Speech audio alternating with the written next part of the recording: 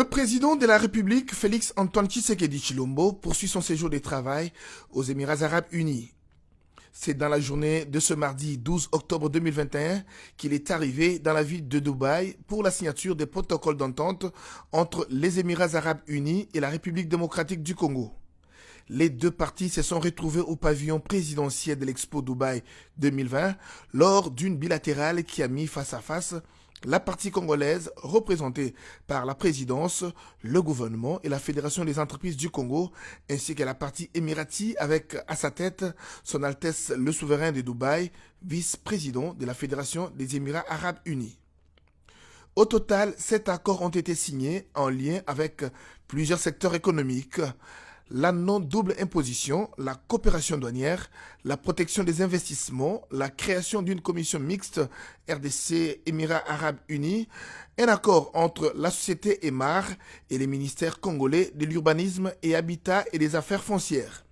un accord entre la société Masdar et le ministère des Ressources hydrauliques de la République démocratique du Congo et enfin un accord entre la Chambre de commerce des Émirats arabes unis et la Fédération des entreprises du Congo. L'AFEC a joué un rôle déterminant dans les négociations qui ont abouti à la signature de ces différents protocoles d'entente, comme l'explique ici Lenny Ilondo, membre de la Fédération des entreprises du Congo et président de la Commission nationale de l'industrie. Nous avons signé un protocole d'accord, ce qui veut dire un protocole d'entente pour permettre la facilitation aux entreprises des deux pays de collaborer directement.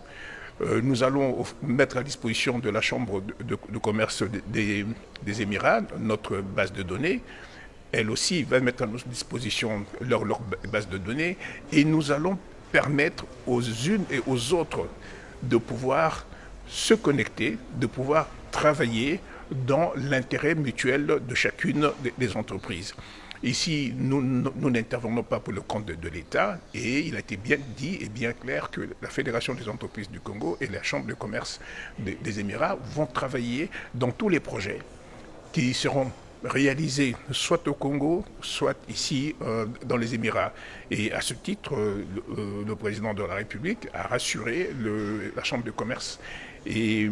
des Émirats arabes ainsi que le gouvernement de ce pays de la volonté du gouvernement congolais à accompagner l'AFEC dans son rôle de facilitation des investissements au Congo. Pour Olivier Mwenze, ministre des Ressources hydrauliques et électricité, dont le secteur a occupé une grande partie des négociations consacrées aux énergies renouvelables, les indicateurs SMART rassurent quant à la matérialisation des différents projets dans un bref délai. Les Émirats arabes unis nous ont très rapidement donné leur soutien. Ils donnent le soutien à son Excellence le Président de la République et ils nous ont dit d'emblée qu'ils ont $1 milliard disponibles. Donc c'est déjà un indicateur fort.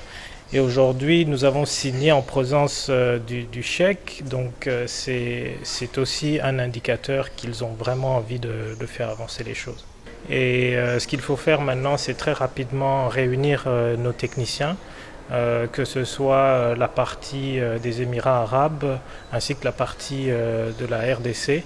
pour faire des études et très rapidement identifier les endroits, les secteurs et probablement le projet que nous allons faire matérialiser. Il s'y est de noter que, aussitôt arrivé, le président de la République, Félix Antoine Tshisekedi Tshilombo, a rencontré son Altesse le souverain de Dubaï, avec qui il a échangé sur la concrétisation des accords fraîchement signés dans un partenariat gagnant-gagnant entre la RDC et les Émirats arabes unis.